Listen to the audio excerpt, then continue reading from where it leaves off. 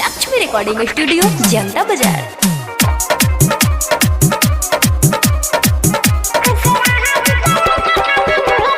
DJ अरमान Siddiqui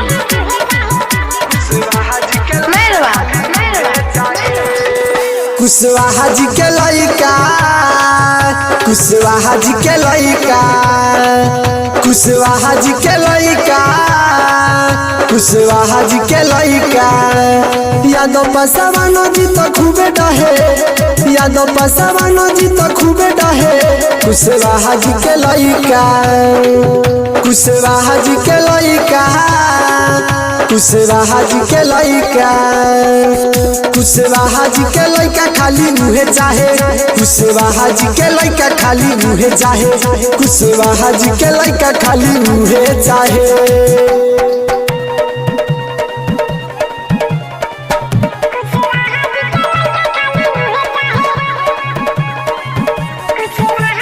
DJ अरमान सिद्दीकी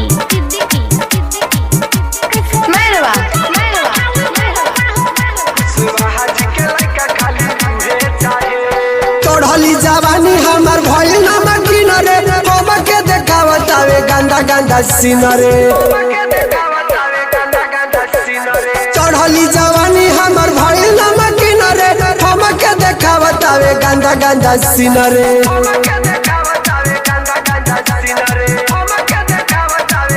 ये करो रहना नहीं मन भावे ये करो रहना नहीं मन भावे कुशवाहा जी के लइका खाली उहे जाहे कुशवाहा जी के लइका खाली उहे जाहे कुशवाहा जी के लइका खाली उहे जाहे।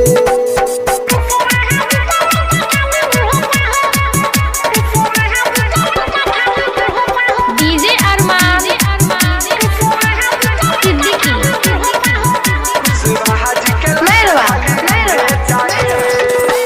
सोनू सतरंगी कहे रोहित दीवाना चढ़ली जवानी हमार भइल बा बेगाना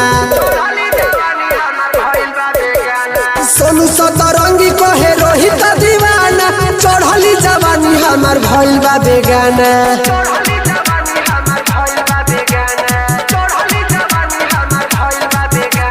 सुनील रविंद्र राजा खूबे डहे सुनील रविंद्र राजा खूबे डहे